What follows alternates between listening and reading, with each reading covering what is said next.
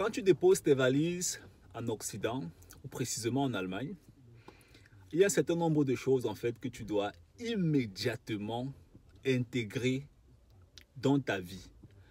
Que ce soit dans ta vie étudiante et même plus tard, dans ta vie professionnelle.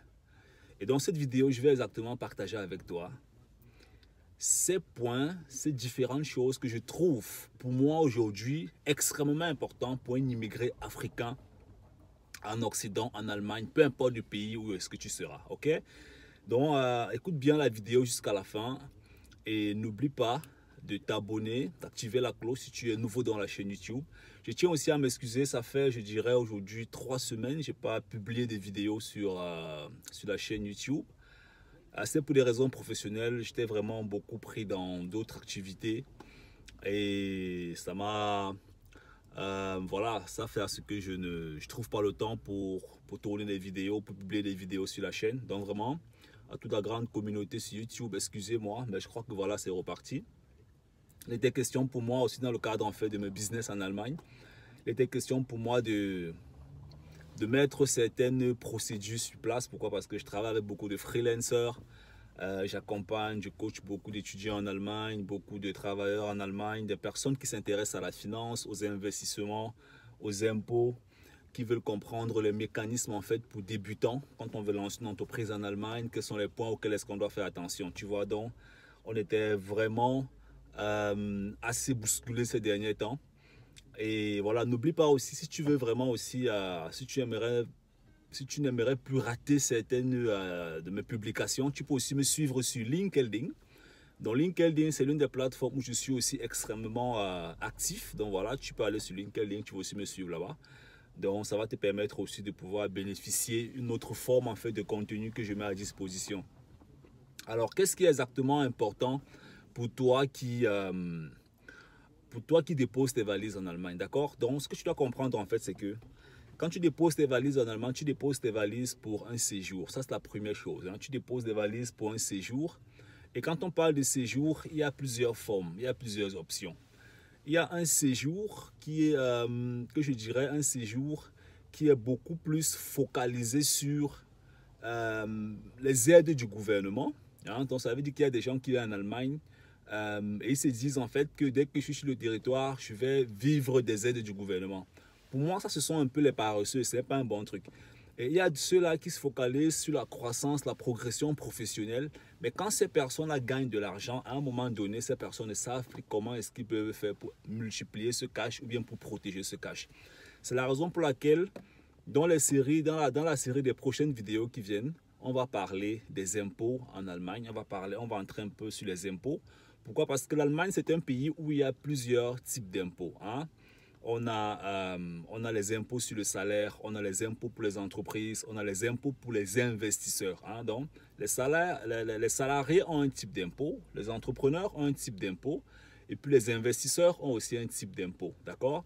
Donc, ce qui fait que chacun de ces types d'impôts a une conséquence sur ta progression financière. Donc, quand tu viens en Allemagne, si tu veux te développer facilement en finance en Allemagne, tu dois rapidement choisir quel est le type d'impôt que tu aimerais gagner dans les prochaines années. Tu vois, est-ce que tu veux passer ta vie à gagner uniquement les impôts des salariés ou bien tu veux à un moment donné aussi gagner les impôts des entrepreneurs, hein. Les impôts des entrepreneurs sont moins imposés, excuse-moi la tautologie. Pourquoi? Parce que le pourcentage d'argent que le gouvernement te demande, bien que le gouvernement prélève en fait quand tu es entrepreneur sur ton argent est relativement bas. Dans les prochaines vidéos, on va aussi parler de ça avec les pourcentages et quelles sont les conséquences entre le taux d'imposition d'un salarié. On va comparer le taux d'imposition d'un salarié avec le taux d'imposition d'un entrepreneur. Et tu vas exactement te rendre compte que ça vaut la peine de créer une entreprise en Allemagne. Comme je t'ai promis, cette année, on va aussi tourner beaucoup de vidéos sur l'entrepreneuriat. Beaucoup d'entre vous veulent toujours qu'on tourne des vidéos sur comment venir en Allemagne. Le ZIDAF, c'est monté, c'est descendu. Il y a beaucoup de vidéos sur la chaîne YouTube, hein. On ne peut pas passer le temps à tourner un rond. À un moment donné, il faut passer à un autre niveau, hein. Donc, on va tourner beaucoup de vidéos sur l'entrepreneuriat, comment se lancer en entrepreneuriat en Allemagne, comment trouver ses premiers clients si tu fais, c'est pas moi, dans des prestations de services en Allemagne, ok, comment se lancer, comment trouver ses premiers clients si tu fais dans les prestations de services, comment est-ce que tu dois déclarer tes impôts, comment trouver des meilleurs conseillers d'impôts, comment négocier ces contrats. Il y a beaucoup de choses comme ça qu'on va tourner, qu'on va mettre sur la chaîne YouTube ces prochains mois. Donc voilà, je reviens et on va faire beaucoup de vidéos, on va mettre beaucoup de contenu.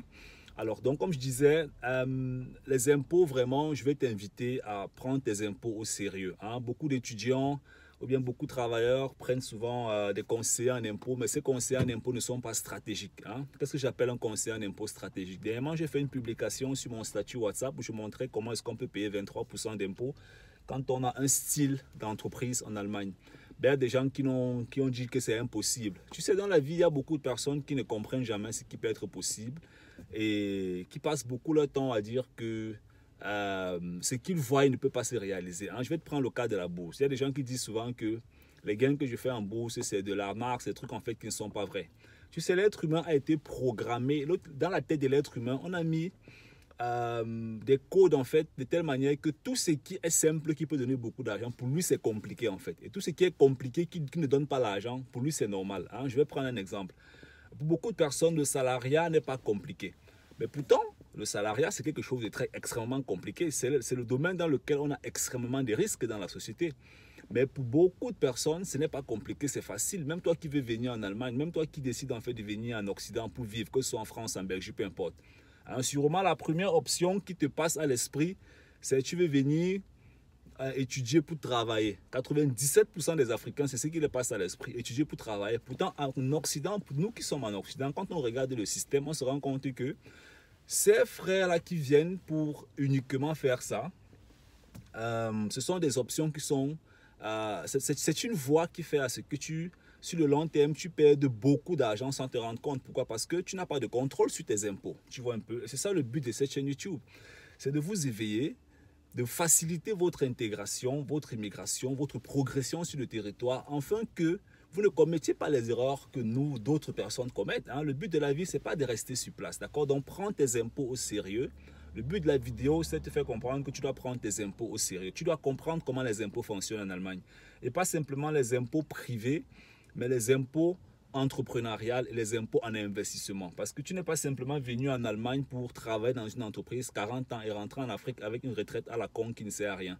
Tu es venu en Allemagne ou en Occident, c'est pour te réinventer et tu es venu même pour te chercher. Et quand on vient se chercher en Occident, se chercher, ça veut dire que tout ce qui peut permettre à ce qu'on se développe, on touche, on essaie de tester, on fait parce qu'on veut progresser. Donc, c'est comme ça que tu dois voir les choses en fait en Occident. Tu dois tester, toucher et voir. Et les impôts, ça passe par l'une des choses que tu dois mettre au centre de ta vie, au centre de ton développement. Le séjour ne s'arrête pas au cours de langue. Hein. Beaucoup de personnes passent le temps à poser les questions. On fait les cours de langue ou on ne fait pas les cours de langue ou le ZDAF et tout ça. Hein. Ça, c'est une partie de la vie en Allemagne. Ce n'est pas toute la vie en Allemagne là-bas, d'accord? Le but de la chaîne YouTube, ce n'est pas de rester matin, midi, soir à chanter, les cours de langue sont montés, les cours de langue sont descendus. Non, l'Allemagne, ce n'est pas seulement les cours de langue. Les cours de langue, c'est une partie de l'intégration. Tes gros challenges en Allemagne ou en Occident, ce sera tes revenus, ton salaire, tes investissements, ton entrepreneuriat. En France, par exemple, tu n'as pas besoin de cours de langue. Hein? En Allemagne, tu as besoin de cours de langue. En Belgique, tu n'as pas besoin de cours de langue. Au Canada, ça dépend. Peut-être que dans les zones francophones, tu n'auras pas besoin. Les zones anglophones, tu auras besoin. Donc, le cours de langue, c'est une partie. Ce n'est pas tout.